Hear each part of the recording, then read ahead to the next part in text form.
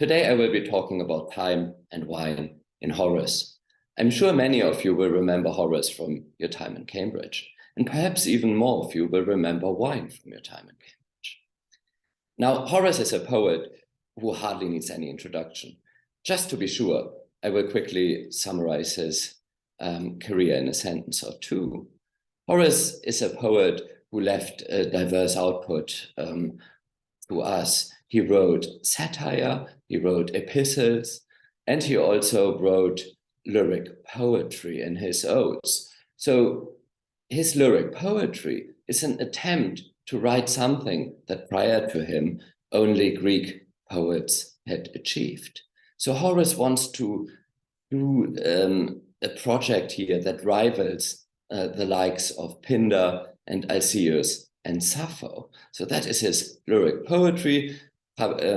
We call them the Odes, and the first three books of Odes were published in 23 BC, in the age of Augustus, just 8 years after Augustus had ended the civil wars with the decisive battle at Actium and had become the princeps. Now, the talk today, the research I present to you today, is taken from my book that was just published last year and that Ingo already mentioned. The book is called Carpe Diem, and it does what it says on the tin. It talks about the ancient motive of Carpe Diem, and that, of course, is the idea of eat, drink, and be merry, for tomorrow we die. The book was published by Cambridge University Press as an gold open access publication, so you can follow the link here and access it for free online, read it all for free.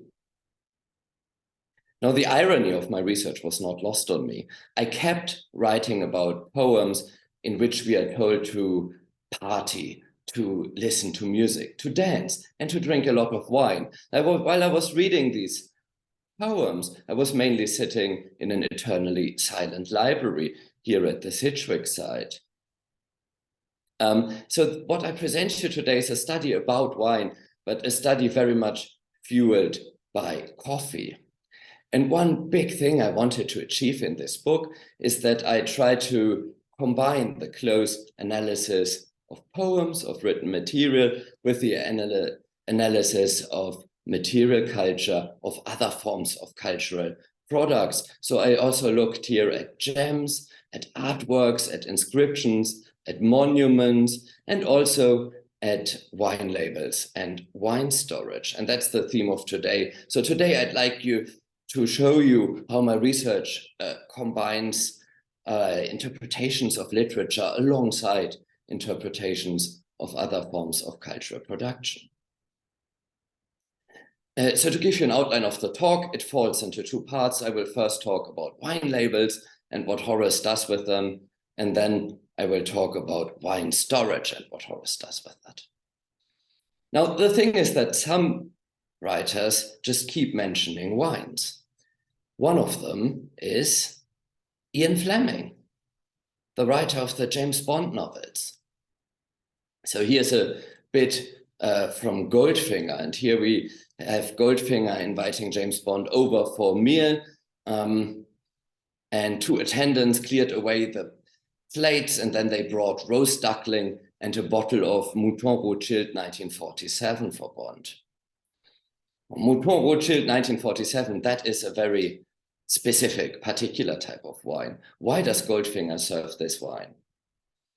One obvious reason is that already by 1959, this was a luxurious, expensive, special wine. Goldfinger really wants to show off here.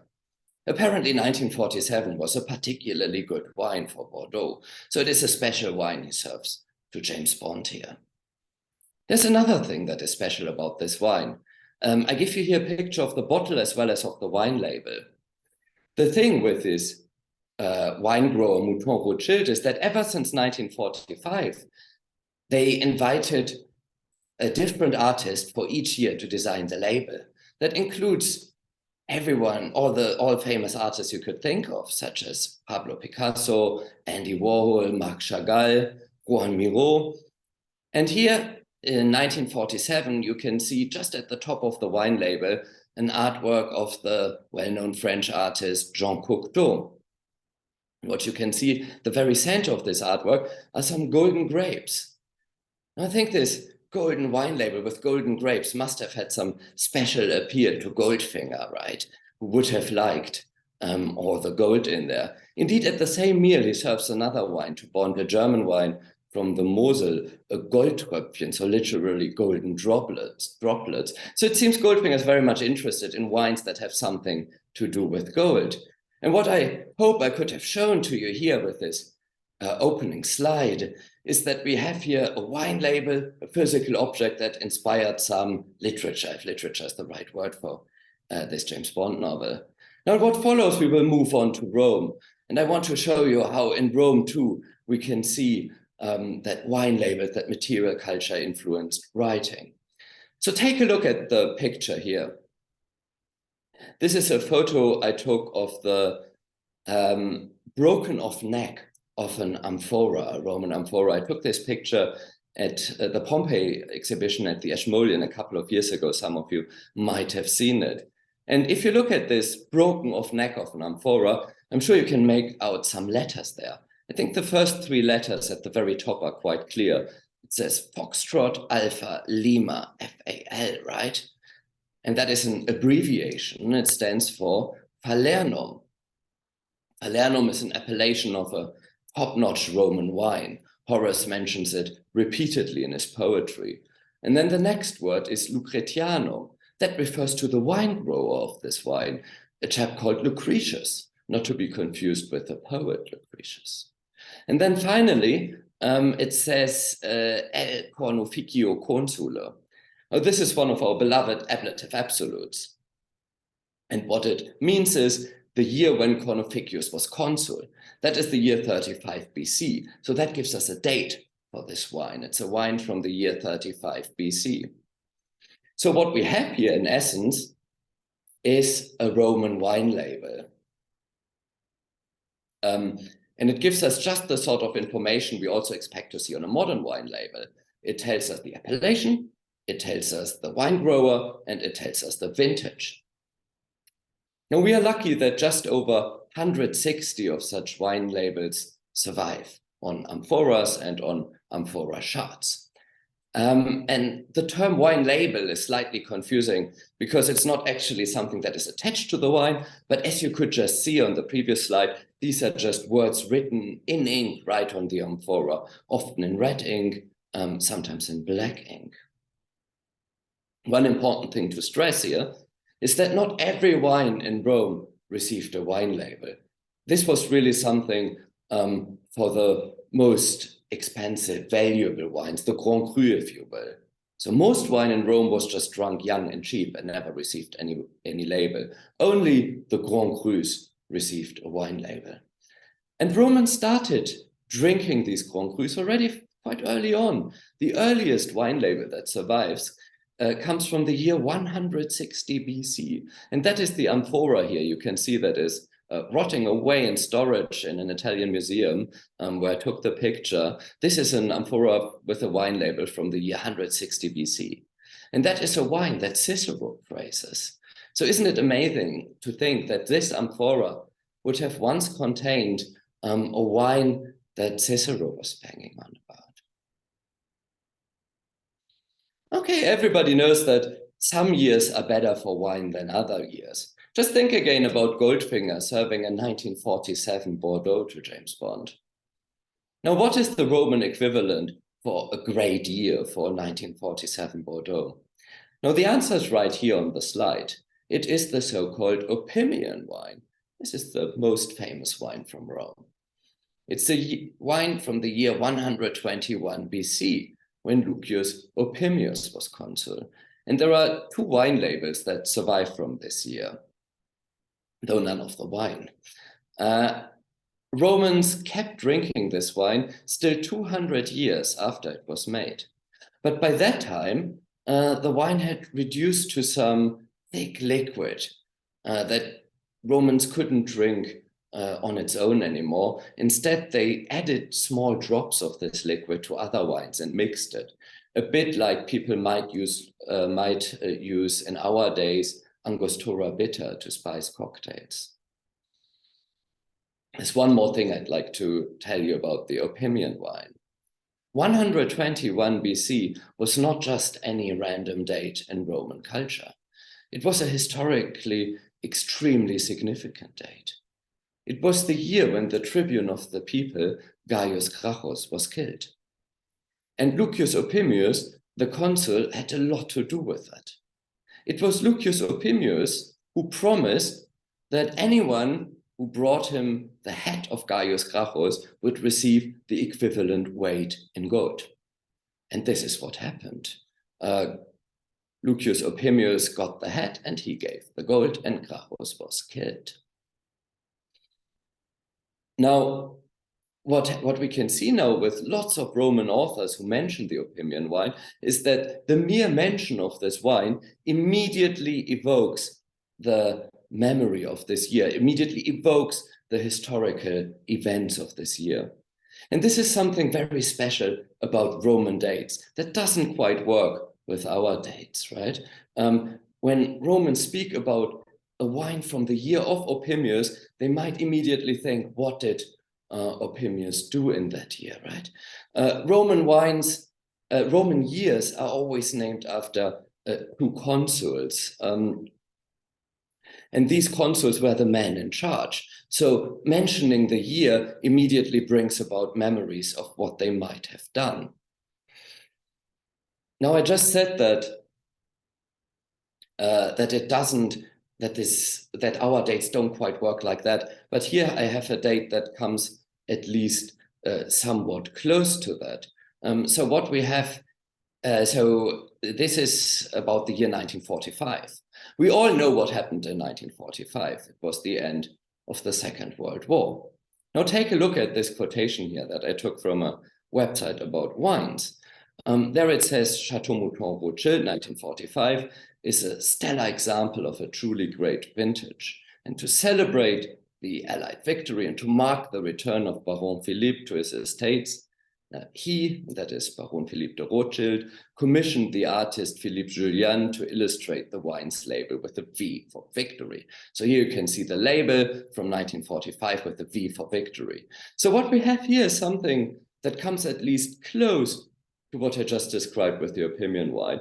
Here we have a wine label from our age, and as soon as we see the label, we think about the political events of that year. We think about what happened in 1945.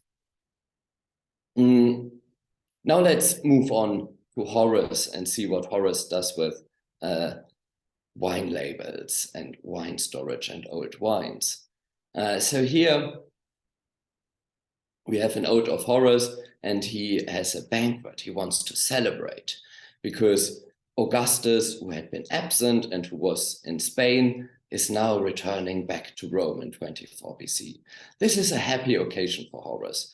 Horace says when Augustus is back in Rome, it is a reason to celebrate because it is Augustus who makes everyone feel safe. It is Augustus who brought peace after long civil wars. So there's a lot of talk about strife and civil war and unrest in the poem. I put that all in red, right? Horace says he won't fear civil strife or violent death. He speaks of the Magian War, the social wars. He speaks of Spartacus' rebellion. And he also speaks about his personal altercations and violent quarrels. Horace also, and that's of course what interests me today, Horace also mentions an old wine here. He speaks of a cask that remembers the Magian food.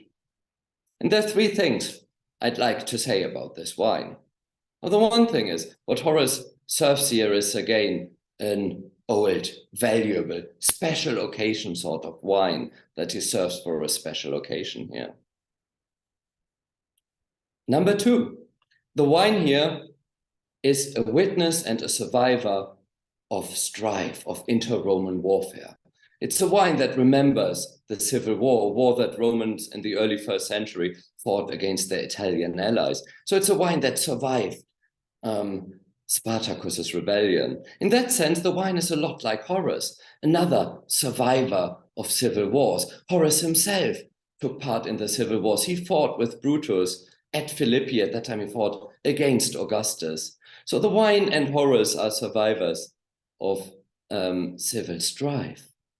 And now my third point is the wine remembers. The wine brings back memories. The wine remembers the civil strife. Remembering, at first sight, is an odd activity for wine. Elsewhere, Horace speaks of a wine that makes him forget. And that is more in line with common experience about wine, right? Wine makes people forget. Wine doesn't sharpen the memory.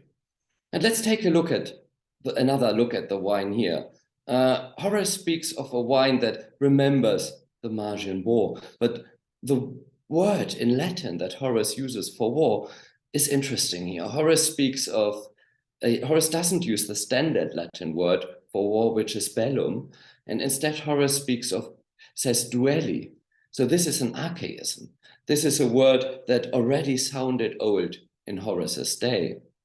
Now what Horace does here is that he uses a word of olden times as he speaks of a war of olden times. And I think that explains a bit how the wine brings back old memories, because the wine would have tasted like an old wine. It would have offered a sensory experience of the past. And Horace manages to mirror the sensory experience of the past with his word choice, with his conscious archaism he employs here. Let's look at another poem of Horace. Okay, let me try to read this out to you. Here Horace wants to have a banquet again. I give you the first 8 lines of the poem. Horace says, a chilling storm has given the sky a gloomy appearance, and the god of the sky is overcast by rain and snow. Now the sea, now the forests resound with the Thracian north wind. Friends, let's snatch the opportunity from the day. And while our legs are vigorous and it's proper, let old wrinkles relax on the overcast face. You get the wine that was pressed in my birth year when Torquatus was consul. Don't talk of anything else. Perhaps a god will bring a welcome change and let this turbulence settle.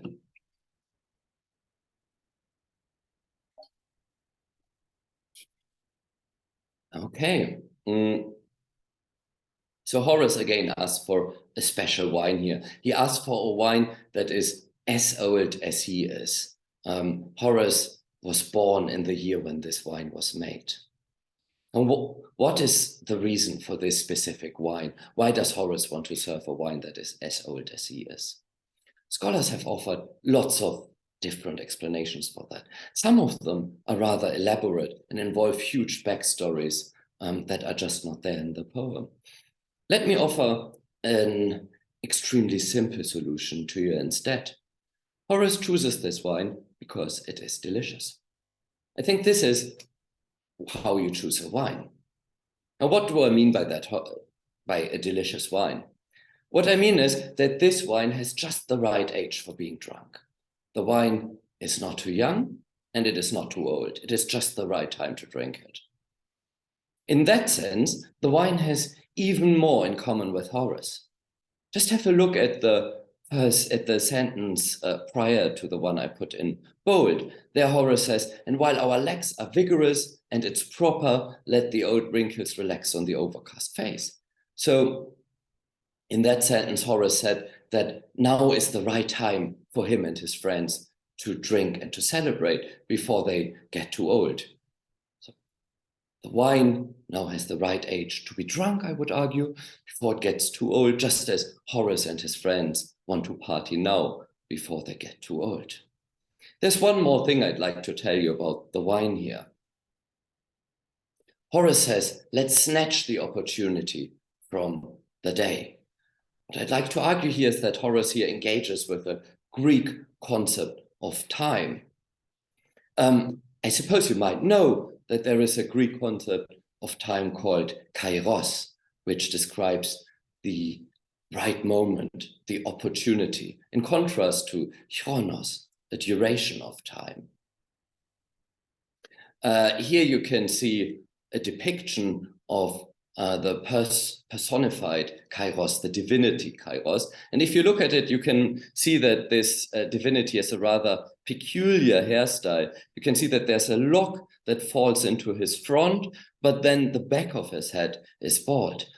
That shows that as the god of opportunity approaches, you have to snatch his lock quickly from the front. And if you're too slow, then it's too late, and there's only the bald back of his head where there's nothing to snatch. Now take a look at the words Horace uses in the ode. He speaks of snatching the opportunity, in Latin, occasionem rapere. And that very closely mirrors the Greek ideas of snatching the kairos, kairon, lambanein, snatching the opportunity. So Horace in this ode speaks of a Greek concept of time, snatching the opportunity. But as soon as he has done so, he talks about the wine. He first says, let's snatch the opportunity. And then he says, you get the wine that was pressed in my birth year when Torquatus was consul.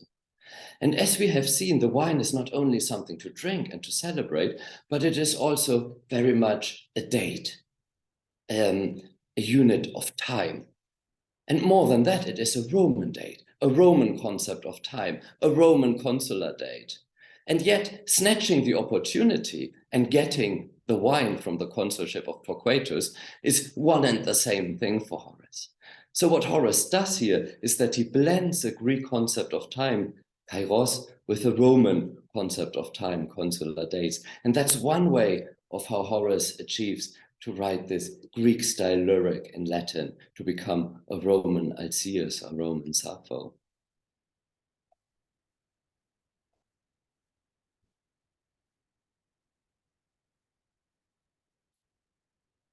Okay, that so far was the section about wine labels. Now let's bring wine storage into the mix. Rich Romans had massive wine collections. Here in the PowerPoint, I gave you a quotation from Seneca, who says, look at our Grand Crus, in Latin veteraria, and the storehouses that are filled with the vintages of many ages. So below, you can see how Horace in his satires pokes fun at a miser who owned 300,000 casks of wine, but he only drinks vinegar. Now, the 300,000 casks of wine might be some exaggeration for comic effect, but perhaps more reliable is Varro, who tells us that the orator Hortensius left 10,000 wine jars to his heir. This is, of course, something that Horace would argue you should never do. In another famous ode of Horace, he tells an addressee called Posthumus that he should drink his wine before it's too late. There's no point in leaving wine to an heir. But anyway, the point I want to make here is that Roman wine cellars could be absolutely vast, could contain 10,000 wines. Some comparisons from nowadays, Downing Street apparently has a wine cellar that contains 33,000 bottles of wine. One good thing about wine labels is that they help you find the right bottle. If you host a banquet, you want to serve some opinion wine, then it is rather helpful to have a wine label on the amphora that tells you that this is an opinion wine. But there's one other thing that would have helped Romans to find the right amphora. That is the structure of Roman wine cellars. That's something I'd like to look at now. Okay, what we have here is a quotation from the Greek physician Galen. And Galen was invited to visit the greatest wine cellar in all of Rome, and that is, of course, the wine cellar of the emperor.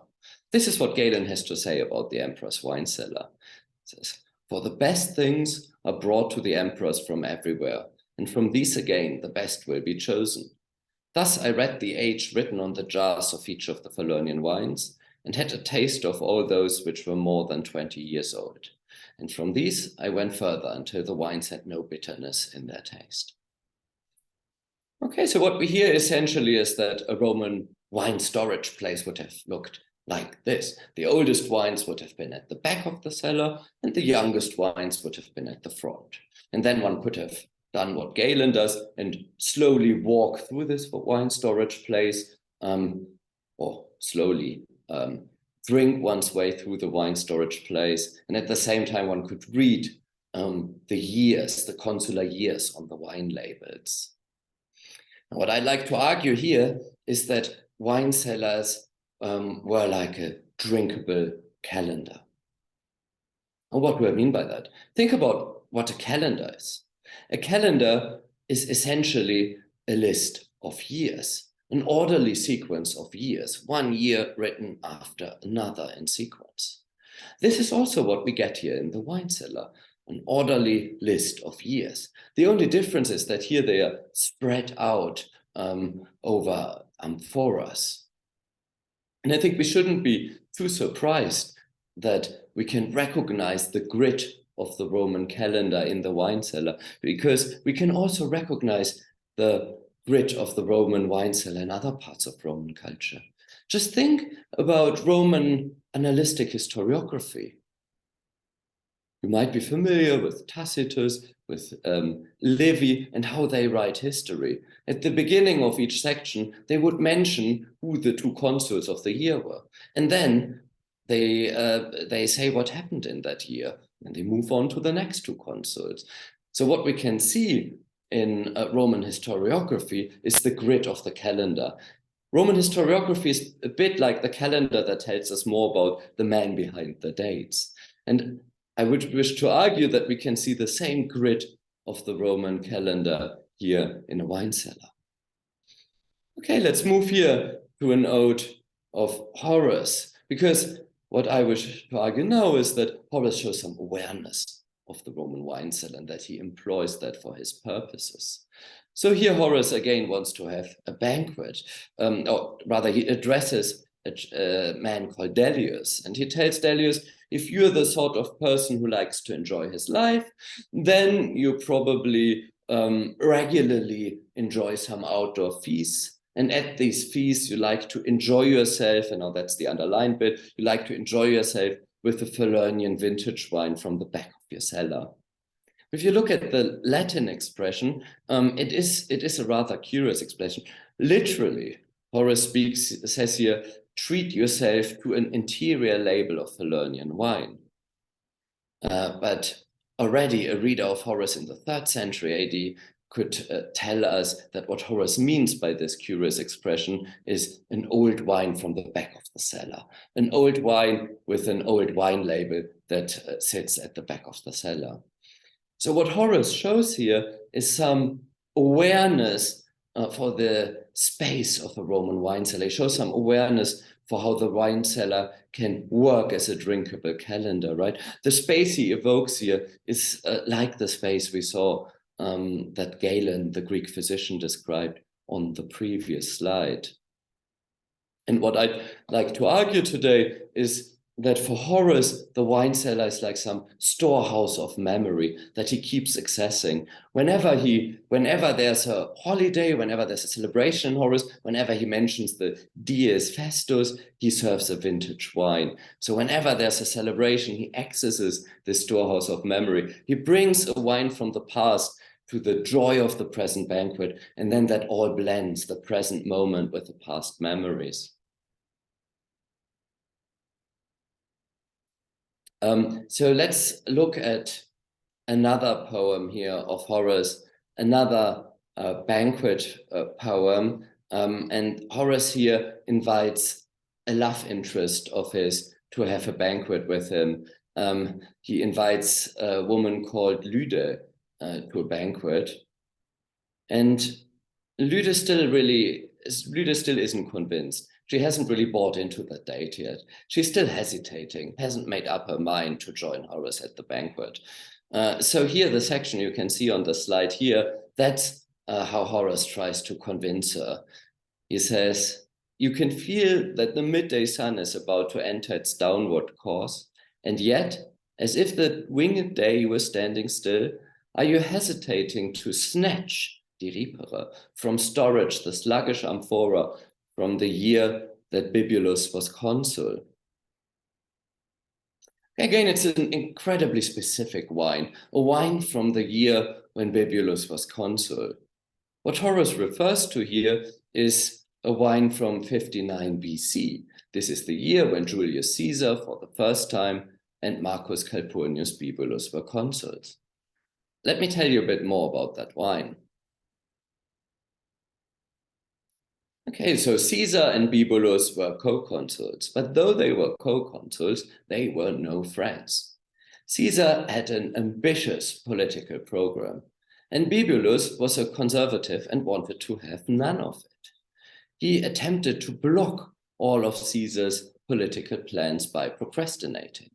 So think about what the US Congress does nowadays when they don't like a president's political program. They try to block it, right? They try to procrastinate. And that's exactly what Bibulus did.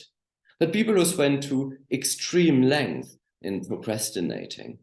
At some point, Bibulus refused to leave his house altogether. He was just sitting at home, didn't go out, and all that he did was issuing unfavorable omens for Caesar's political program. Now, I said before, when Romans hear a consular date, they might immediately think about the things the consul did in their year. What did Opimius do? A lot. What did Bibulus do? Well, nothing. So Romans started to poke fun at that date. Suetonius, biographer, tells us that this little poem here on the slide was common knowledge at that time. People said, an event recently happened not in the year of Bibulus, but in the year of Caesar, for I do not remember anything to have happened in the year of Bibulus. Suetonius said that people jokingly called this year the year of Julius and Caesar, instead of the year of Caesar and Bibulus. And Suetonius said that people used this joke year of Julius and Caesar even in official documents and their last wills. They made their last wills in the year of Julius and Caesar. So what we have here is really strange, right? Suetonius tells us that nobody could remember the year of Bibulus. It is a year unknown to Romans, and yet Horace mentions this year. What can we make of that? Let me offer three possible explanations to you. Number one, Horace might simply be making a pun here. The name Bibulus, of course, also means bibulus. So it's a bit as if Horace asks for wine from the consulship of Mr. Tipsy. That is, of course, a very appropriate name for an amphora. Number two, remember how Horace described the amphora. He said that the amphora was lazily sitting around in the storage space and hesitated to come out. That really reminds us of Bibulus, doesn't it?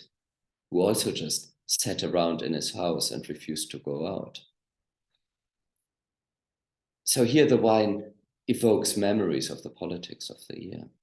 And then it's not just the wine that's just lazily sitting around and hesitating, and not just Bibulus who's doing it. It's also Lyde, Horace's addressee, Horace's love interest, right? Who's also still hesitating, like the wine, who hasn't bought into Horace's invitation yet. And that brings me to my last point, Lyde's hesitation, to my last point here, and that's this.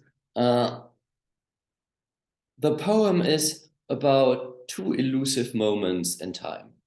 It's about one elusive moment in the past, and that is the consulship of Bibulus. And I call it elusive because nobody can remember it, as we've heard. And then the poem is also about an elusive moment in the present, and that is Horace's date with Lyde. I call that elusive because so far Horace hasn't convinced Lyde to show up yet, right?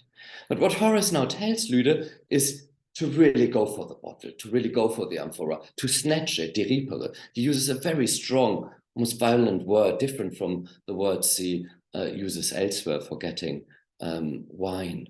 So what he tells Lyde is that if she goes for that wine, if she snatches it, then these two elusive moments in time will become real and will be much less elusive, right? Then the date will happen. So he tells her in a way to seize the day as well as to seize the wine. Okay, I hope that over the last 35 minutes or so, I've managed to give you an idea of what Horace does with wine labels, with wine storage, how he engages with these realities, these materialities of the Roman world. Before I come to the end, I'd like to show you how wine labels still inspire a diverse group of artists long after Horace. I mentioned earlier that there's a French wine grower, Mouton Rothschild, that offers a special wine because each year they invite a different artist to design the label.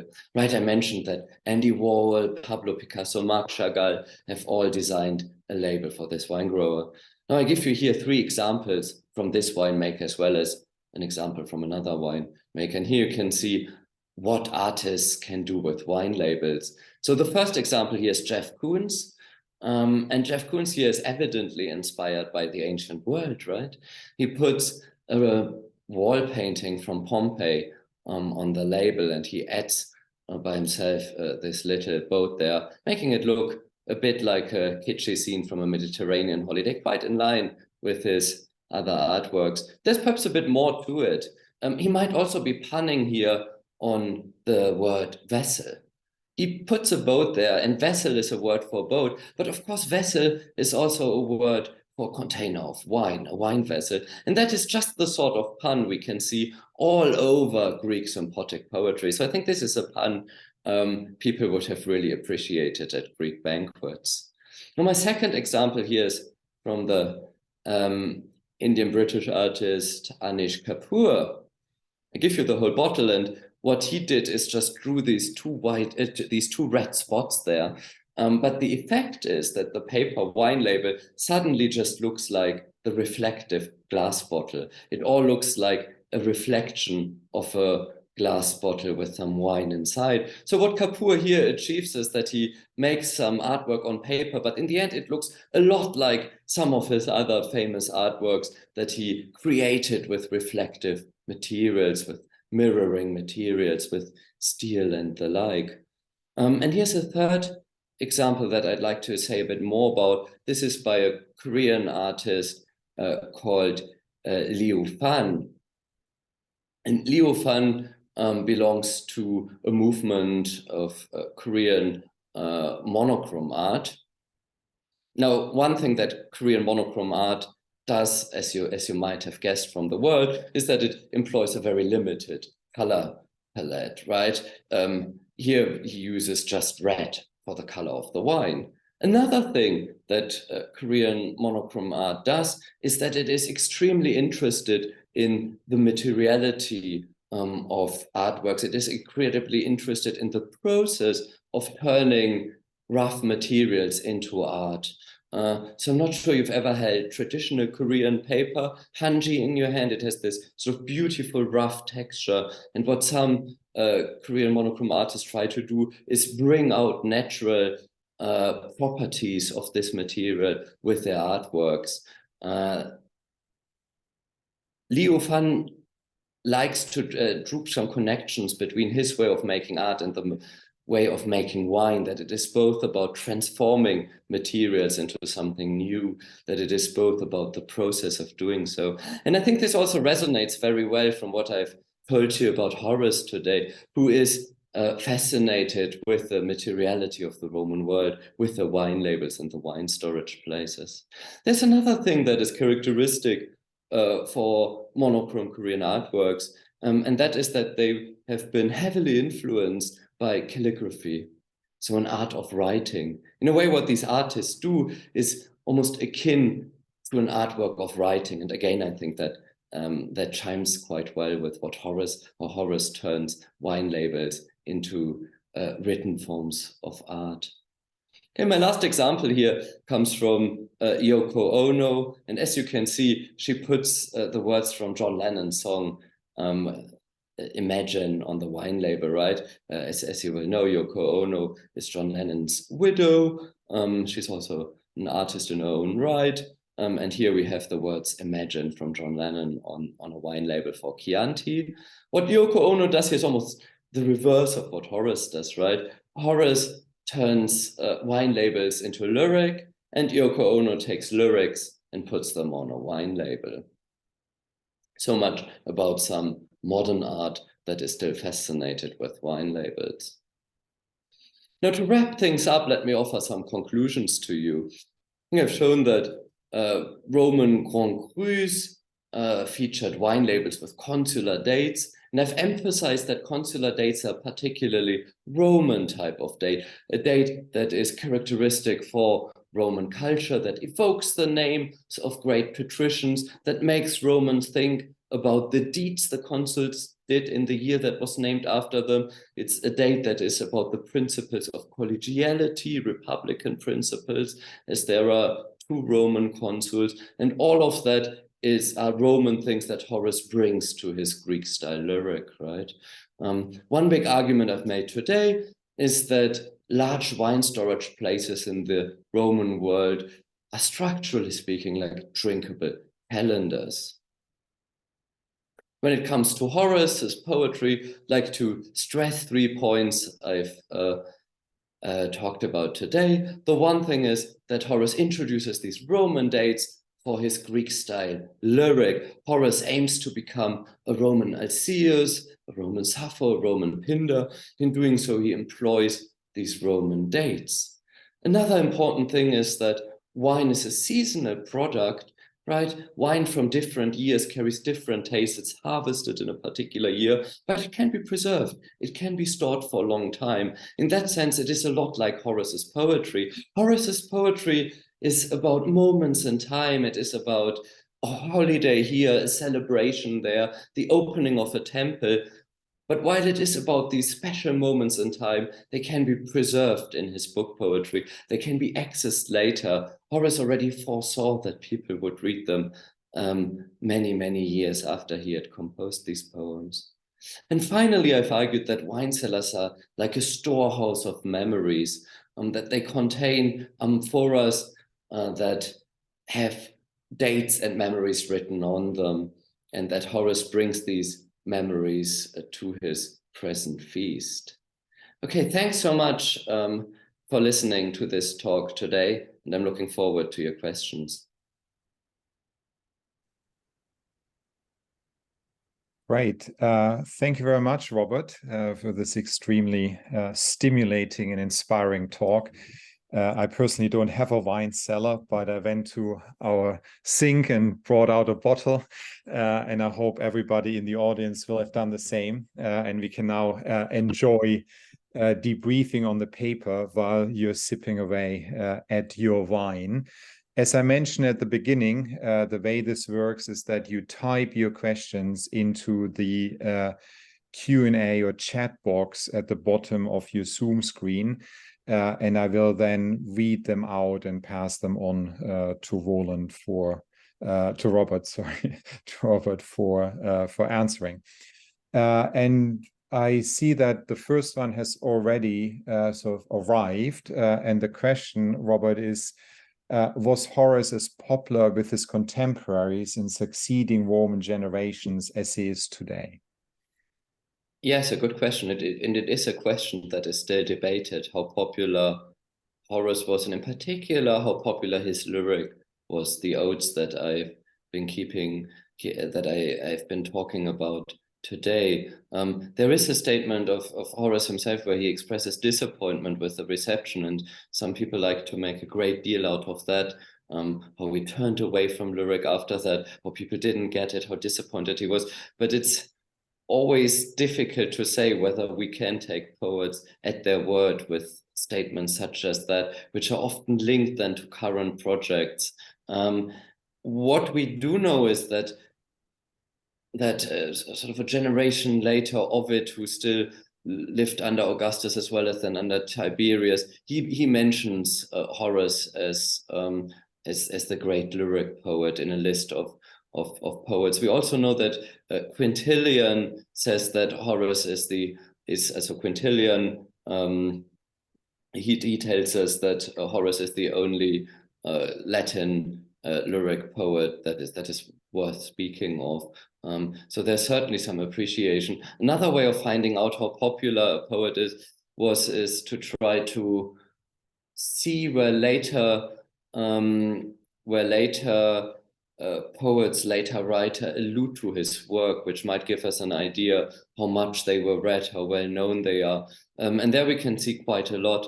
Like say Horace finishes his Metamorphoses, his great epic poem about change, with a passage that is a very dense allusion to the ending of Horace's Odes to 330.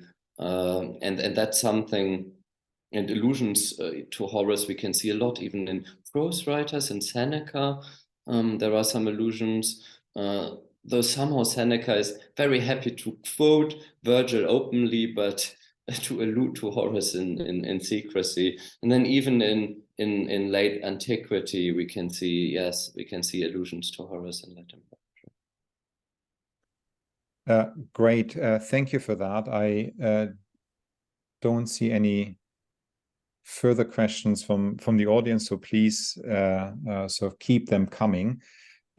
Maybe I can step in with a question myself. I'm not sort of a wine expert, but one thing I know about wine is that certain wines go well with certain foods. And your example from Goldfinger, we have a wine from Bordeaux with kind of roast ducklings, and that is a combination that is considered as particularly delicious.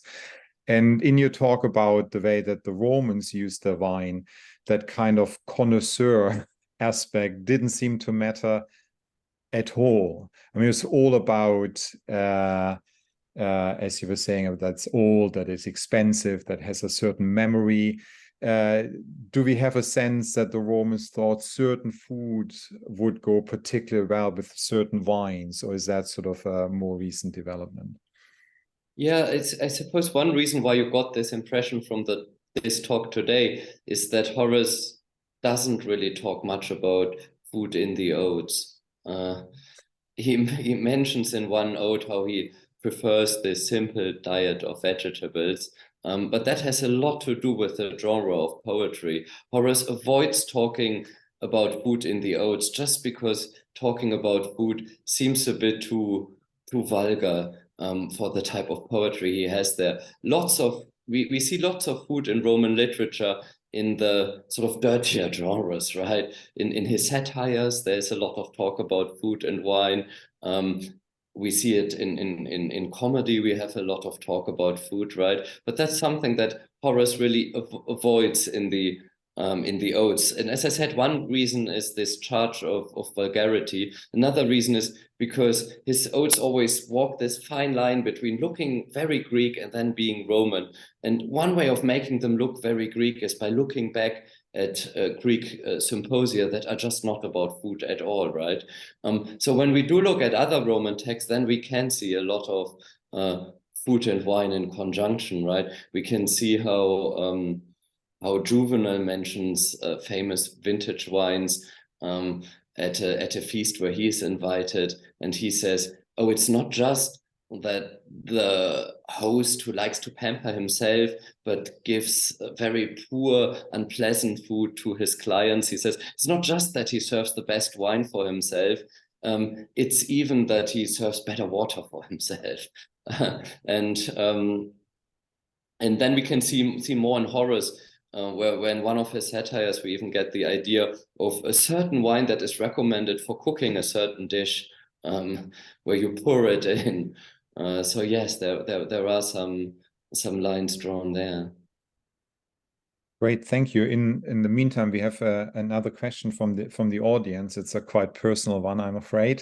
So feel free to decline. But someone would like to know what triggered your interest in Horace's use of wine references. Yes, yeah, I suppose it's a good question why someone who's from Germany, a country of beer, would suddenly start talking about wine in Horace. I suppose that my interest came from the larger project I've been describing, the Carpe Diem poems, and that there he keeps talking about wines, that there they keep coming up. It is what I've mentioned before, that whenever this term Dies Festus, the celebration, the feast day comes up, then Horace mentions vintage wine. So what really interested me, what I wanted to find out more about, is this close connection between the time and the wine here. Thank you. we have another question about how widespread this interest in wine was among Roman authors. So are other Roman poets and writers as interested as Horace in first-class wines? And the question appreciates that you've already mentioned Juvenal in this context, but perhaps you can elaborate on that aspect. Yes, no, that's a great question. I think it's fair to say that no Roman writer is as interested in vintage wines as Horace, who keeps mentioning them. One author who also tells us a lot about wines is Martial. So it's an author who wrote epigrams, very short, snappy poems under the Flavians in the Roman Empire. And Martial can also tell us a lot about wines. One of the reasons is that Martial wrote a very curious collection of poetry called the Xenia. So these are very short poems. They are all only 2 lines long, and they were meant to be gift texts, or at least they pretend to be gift texts. Again, we shouldn't take him too literally. So this is about another special Roman holiday, the Saturnalia, where people might have presented gifts. And what Martial does with his poetry is that he mentions lots of Roman food stuff, lots of Roman drink stuff, and he gives us a 2-line description about each of them, sometimes making a witty point about them. And these poems pretend to be the sort of gift text you could attach to your gift. And at the end, there's a long section about Roman wines, where he tells us a lot about appellations, about vintages. He makes a lot of jokes. He says there's a wine that has been so long in storage that you could give it any label you wish, right? Because the label has become so dusty and smoky that you can't decipher it anymore. He says that there's a wine that is so old that it comes from the Roman kings, which is it's a massive exaggeration, right? It's not just that it is way too old, but that it would also predate this whole Roman dating system for wines I've mentioned, right? It would be a wine that can't have a consular date because there are no consuls. So Martial has a lot of fun with wine labels. When it comes to prose, Pliny tells us a lot about wines. So Pliny wrote a huge encyclopedia, right? The Natural History, and there he tells us much about wine. That's how we know a lot about Roman wines, where he can tell us about the best appellations, maturation times, and gives us a lot of information. On the Greek side, we have Athenaios. It's a odd text to describe it. It pretends to be a conversation of people at a dinner party, and during this conversation they mention all sorts of bits and pieces from prose and poetry. It's an absolutely massive dialogue, several volumes, and because the conversation takes place at a dinner party, they do mention wines quite a bit and tell us a lot about it, and where poems and where prose writers mention them. Great, thank you. Now we have a series of questions about material culture and wine. I sort of group them together. The first one is, do we have any idea of the strength of Roman wines? The second one is, were there vineyards in Roman Britain? And the third one, is there any evidence for the comparative monetary value of Roman wines? Yes, so when it comes to the strength of Roman wine, the most important thing is, of course, that they would have mixed their wine with hot water or with cold water, and that there were various proportions that were recommended for mixing when it came to various wines. And I already mentioned this Greek writer, Athenaios. He tells us quite a lot about the ideal proportions for mixing a wine, how strong it should be. And what interests me then, as someone who deals with poetry, is what poets do with the strength and the proportions of wine. So when poets want to speak about a rowdy party, when they want to appear like someone who now wants to party as they've never partied before, then they might give you proportions that create a very strong wine. Or they might even talk about unmixed wine. I mean, Well, yeah. And when it comes to Roman Britain, I suppose one of the things I find most fascinating about wine in Roman Britain is that there is a wine label that was found in Colchester and is now in a museum there. And it has an F on it. So the abbreviation for a Falernian wine, like a top-notch appellation. So apparently someone brought this top-notch Roman wine, the Falernian, all the way to Britain and then drank it here, if the label tells us the truth. I mean, one problem, of course, with Roman wine labels is that it might have been very tempting to put an F on any amphora or to write Opimia on the amphora, right? But if the label is real, then that is absolutely fascinating evidence that someone imported top-notch Roman wine to Britain.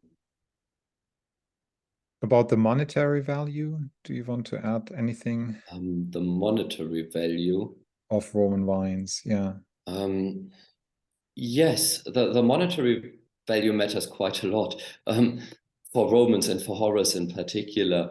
Some wine was just much more expensive than others. There's a famous, wonderful poem of Horace where he invites his patron Maecenas to a dinner party. It starts off, Ville potabis, you will drink some cheap wine. He says, if you visit me, I will serve some cheap wine. Because he says, I don't have the top-notch appellations that you are used to. All I have is some cheap wine. But what Horace then does with this poem is that he says, although I can just offer cheap wine, it is a special wine, because he says he put it into storage on the day when people applauded to Maecenas in the theater. So there's some special memory that comes with this wine. And I've mentioned how wine evokes memories. I also mentioned how wine is dated by consular years. So what Horace does in this poem is really interesting. In a way, he dates the wine after Maecenas. It is dated, it is a wine from the year when Maecenas was giving the applause. So he makes the applause to Maecenas look like a consulship. And that is one way of how he honors Maecenas there. And then what he does in the end is, of course, that he offers, by writing about this event, he offers his poem to Maecenas, right? The event he describes, the applause to Maecenas, is recalled not just through the special wine he put into storage, but also through the poem he wrote about the whole thing. And that's one way of how Roman poets can play with this monetary value of wine. So he says, it's a cheap wine, it's not the top-notch wine you're used to, but look how special it is. Great. I think we have time for 3 more questions. Does Horace refer to intoxication? And the sort of modern point of reference would be Keats's Ode to a Nightingale. Yes, absolutely. There is a poem of Horace where he famously says that he has Bacchus, the god of wine, in him. That can mean 2 things. He's inspired by Bacchus. He could have a lot of wine in him, right? There is a poem where he says that a friend has come home after a long absence, and now is really the time for celebration. And there he speaks about proper intoxication. There he mentions drinking games. There he says, there he calls a woman called Damalis, he calls a drinker of much neat wine, a potor multimeri, right, would be a prose paraphrase of what Horace goes on about there. So there he's really interested in the heavy drinking, the intoxication business. Which brings me to the sort of penultimate question. Do we know how Horace gained his knowledge of vintage wines? Again, the people, he would have known them from the people in his circle, right? I mentioned his patron Maecenas, and I mentioned that in one poem he said that Maecenas was used to drinking these top-notch wines, right? That is a way of how Horace would have known them, even though he claims to just serve cheap wine, right? For elite Romans, it was really part of their life to have a great wine collection. There's a bit of there's a speech of Cicero where he attacks someone and says that he's the sort of guy who buys his wine from a taverna. He's the sort of guy who buys his wine from a shop. So that is a really attack that isn't someone who is a serious person with a proper wine cellar. And the final question on the well, there's so two more questions have popped up. Maybe we can sort of cover them briefly because I'm aware that we've already running overtime. On the British theme, are there many references to wine in the Vindolanda tablets, such as please bring a bottle to my birthday party, preferably so Falernian or whatever? Afraid I don't really have much to say about that. We do have some, I mean, when we speak again about Britain, there is a lot of interesting reception when it comes to wine in Britain. Perhaps some of you have read this wonderful verse novel that came out a couple of years ago by Bernardine Evaristo, where she reimagines life in Roman Britain. There she has people drinking Falernian wine at banquets, at parties. But I'm afraid I don't really have anything to say about the question here. And the final one, do you think that Horace ever equates his poetry with wine? Yes, absolutely. Yes, that's something I'd like to get across here. That's something I try to mention, for instance, just now with this poem where he invites Maecenas to a party where he can only serve cheap wine. And I think there he equates his poetry with this cheap wine, because his poetry, like the wine, keeps an important event in memory, although it's just a sort of short, unassuming poem, maybe as unassuming as the cheap wine. And yes, the big thing I wanted to stress here is that wine is this seasonal product that keeps, that preserves the fruits of the season. That's something that Horace's poetry does as well, by keeping in mind, keeping in memory these moments of celebration, these feasts, these holidays, the openings of a temple, the return of Augustus to Rome. And the final statement I want to read out from the Q&A. Thank you very much to the sender. Not a question, but a comment. Great webinar, very enjoyable. Thanks very much. Well, thank you, Robert, for this brilliant talk.